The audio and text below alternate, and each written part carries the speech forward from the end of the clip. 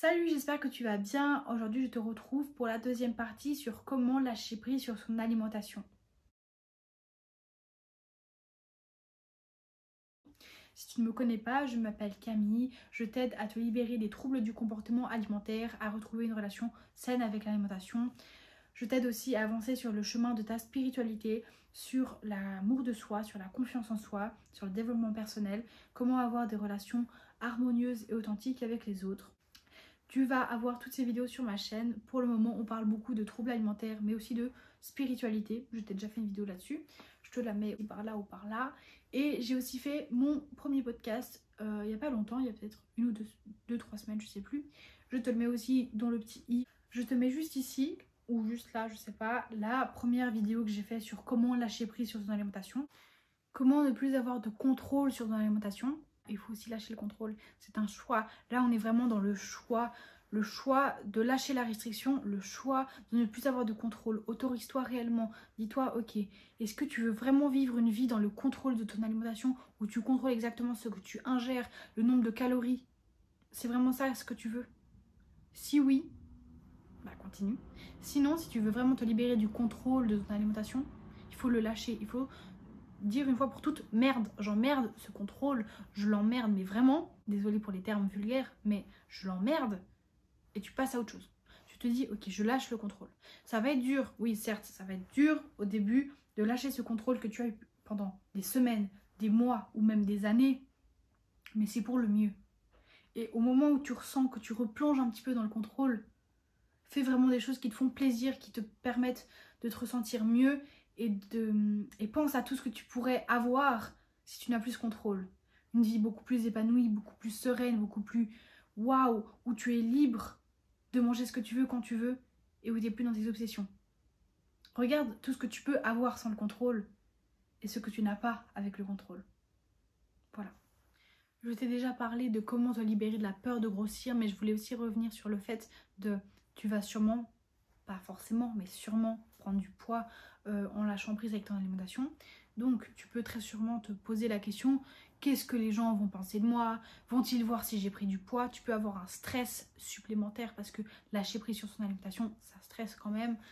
Tu peux avoir un stress du jugement de tes proches, du jugement des gens qui t'entourent par rapport à ta possible prise de poids. La vérité, c'est que notre société, elle nous célèbre, elle nous met en avant lorsqu'on perd du poids, lorsqu'on arrive suffisamment à contrôler notre alimentation, à contrôler notre corps et à perdre du poids. Les gens te disent « Waouh, mais t'as maigri, c'est génial, t'as l'air vraiment super en forme. Oh, mais dis donc, ce super régime, maintenant t'es génial. » Enfin, on est aussi glorifié quand on arrive à tenir le régime le plus stupide au monde, hein. Et malheureusement, plus le régime il est stupide, plus on est mis en avant, plus on a de mérite. Quoi? Tu arrives à manger 2 grains de riz avec du blanc d'œuf et du quinoa toute la journée? Oh, ah bah bravo, je sais vraiment pas comment tu fais. Il faut être honnête. On a déjà tous envié ce genre de personnes qui arrivent à tenir le régime le plus restrictif. On a tous envié ce genre de personnes. On se dit que ils ont beaucoup plus de discipline et que nous on est nuls et capables de rien. On peut même penser que on n'arrivera jamais à perdre un peu de poids. En fait le problème c'est que tu sais pas ce qui se passe dans la tête de ces gens. Ni ce qu'ils font le soir en rentrant chez eux, hein. Peut-être qu'ils souffrent de boulimie, ou peut-être qu'ils ont de l'orthorexie ou de l'anorexie. Ils peuvent très bien te dire « Ah ouais, chaque jour je mange 500 calories ». Mais ces personnes font peut-être des crises de boulimie. Donc ça veut dire quoi? Ça veut dire qu'elles mangent une grande quantité et se font vomir par la suite. Donc tu sais pas, peut-être qu'elles mangent 500 calories mais elles font des crises derrière. Parce que restriction, contrôle est suivi de craquage. Tu craques, tu culpabilises, tu te re-restreins, tu recontrôles, tu recraques, tu reculpabilises. Donc voilà, c'est ça le truc en fait. Et donc plus tu contrôles, plus tu es dans la restriction, à un moment tu vas craquer. C'est juste normal.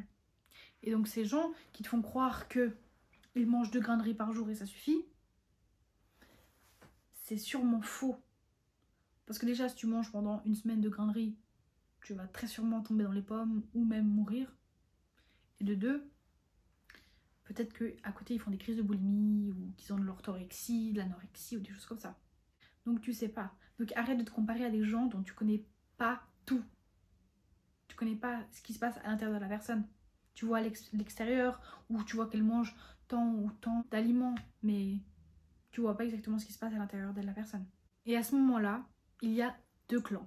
Le clan du « je suis le régime le plus stupide du monde pour pouvoir être mis en avant par la société parce que j'ai perdu tant de kilos » ou celui de « j'ai envie de perdre du poids et je comprends pas pourquoi j'arrive pas alors que machine, elle arrive et que moi j'arrive pas, je suis trop nulle ». Peu importe le clan, dans les deux, on est malheureux. On est malheureux de soi-disant manquer de discipline avec l'alimentation ou de suivre le régime le plus stupide. Il faut comprendre et prendre conscience une fois pour toutes que la peur de la réaction de son entourage face à sa possible prise de poids ou à sa prise de poids tout court empêche de guérir autant dans sa relation avec son corps et dans sa relation avec l'alimentation. Si tu es tout le temps en train de « est-ce qu'ils vont voir que j'ai pris du poids? Est-ce qu'ils vont penser que je suis une feignante et que je fais que prendre du poids et que je n'ai pas de discipline envers moi-même ?» Et bien ça te bloque. La peur de la réaction de ton entourage, elle t'empêche de guérir dans ta relation avec ton corps et avec ton alimentation. Maintenant, il faut que tu prennes ton courage à deux mains et que tu décides de t'en foutre royalement de ce que les autres peuvent penser si tu as pris du poids. Oui, c'est dur, même si ton poids, il monte, il descend, il monte, il descend, il fait du yo-yo. C'est dur.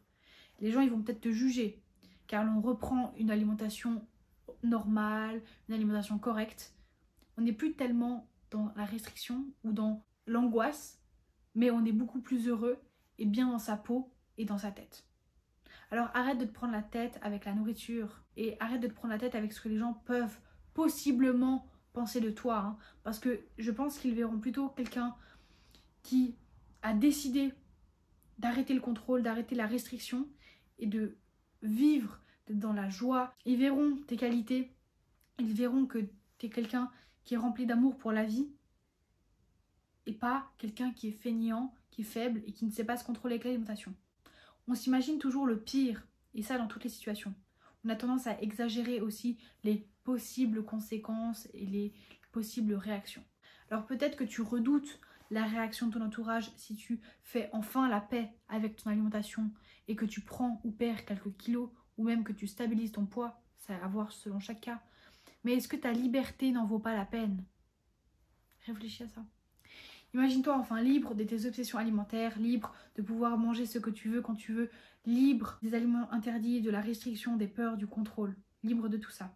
Imagine-toi en paix avec ton corps et avec toi-même, en train de croquer la vie à pleines dents. J'ai fait il y a quelque temps un schéma pour une amie de qu'est-ce que la petite voix te disait. Je sais pas si on voit bien, ouais on voit bien. Ce que la petite voix te disait, alors je pense que c'est à l'envers ou pas, je sais pas sur la vidéo. Je te mettrai en grand écran, t'inquiète pas. Mais j'ai fait un schéma où j'expliquais comment analyser ce que la petite voix te disait. Et comment traiter tout ça en fait. Comment traiter cette information. Donc la première étape, c'est qu'est-ce que te dit la petite voix quand tu es à table par exemple. Ensuite, c'est une peur, un stress, une angoisse de quoi. Quel est le sous-entendu? De quoi as-tu vraiment peur? Et trouve la bonne affirmation qui va changer ta peur. Je t'invite à screener l'écran que je t'affiche et à le lire et à travailler là-dessus parce que c'est très important. Maintenant, on va passer de comment gérer la nourriture à volonté. Comment gérer les buffets où la nourriture est à volonté quand on a du mal avec la nourriture ou que l'on souffre de TCA ou que l'on est dans une phase de lâcher prise sur l'alimentation. Comment faire dans ce moment critique pour ne pas faire une crise ou pour ne pas se jeter sur la nourriture. Déjà, tu sais peut-être que la raison qui te pousse à vouloir te jeter sur la nourriture, c'est le manque, c'est la restriction, ou alors c'est que ton corps n'a pas encore suffisamment confiance en toi et a peur que demain tu le restreignes. C'est pour ça que dans la phase de lâcher prise avec l'alimentation, tu manges un peu plus parce que ton corps, il n'est pas habitué à ça, enfin il n'est pas habitué et il a peur que demain tu recommences une phase de restriction. Donc, tant qu'il n'aura pas suffisamment compris que tu lui donnes ce qu'il veut quand il veut, eh ben, il sera dans cette pensée de manque. Il sera dans ce mode « Ah, on va remanquer peut-être, il faut que je prenne, il faut que je fasse du stock, il faut pas que maintenant, dès que je peux manger, je mange. » Sache aussi que manger, c'est ni bien ni mal. Voilà, manger, c'est ni bien ni mal. Pourquoi je dis ça? C'est parce que tu te dis « Oh, il faut surtout pas que je me jette sur la nourriture. Oh, il faut surtout pas que je fasse une crise. » Mais manger, c'est ni bien ni mal. Si tu manges un peu plus, peut-être que demain ton corps il aura moins envie. Ton corps il sait très bien faire un équilibre, hein. Donc si aujourd'hui tu manges un peu plus, automatiquement si tu es reconnecté à ton corps, si tu es reconnecté à tes sensations, à ta faim et tout, et que tu as un rapport sain et normal avec l'alimentation, ton corps demain il va un peu moins manger parce qu'il aura eu un peu trop aujourd'hui. Donc si aujourd'hui tu vas à une fête, à une soirée, j'en sais rien, et que tu manges beaucoup, et ben demain il va automatiquement manger moins sans que tu t'en rendes compte. On peut chercher sur internet comment ne pas craquer à un buffet, comment ne pas se jeter sur la nourriture. Et ces conseils ne servent à rien. Voilà. Si tu veux te sortir de ton TCA, de ton rapport malsain avec l'alimentation, sache que avant un buffet, avant un repas avec la nourriture à volonté, avant une soirée, ne jeûne pas et ne saute pas de repas. Ne pas manger léger le jour d'avant ou le repas d'avant. Ne regarde pas le menu ou essaye pas de savoir ce qu'il va avoir au buffet. Ne pense pas à ce moment avant d'y aller. Et ne réfléchis pas à quelle quantité tu vas manger. Il faut éviter de faire ça à tout prix. Le truc, c'est d'éviter tout ce qui pourrait te donner plus de chances de te jeter sur la nourriture, même si c'est normal et c'est pas grave de te jeter sur la nourriture. En gros, évite tout ce qui agit comme privation, mais aussi tout ce qui pourrait créer du stress autour de cette situation. Évite tout ce qui pourrait créer de l'angoisse par rapport à ce buffet. Tu vas devoir aussi avoir un certain état d'esprit pour mieux gérer les buffets. Mais pas seulement. Un certain état d'esprit qui va pouvoir t'aider à te libérer des TCA pour retrouver une relation saine à ton alimentation. Comment gérer les repas imprévus?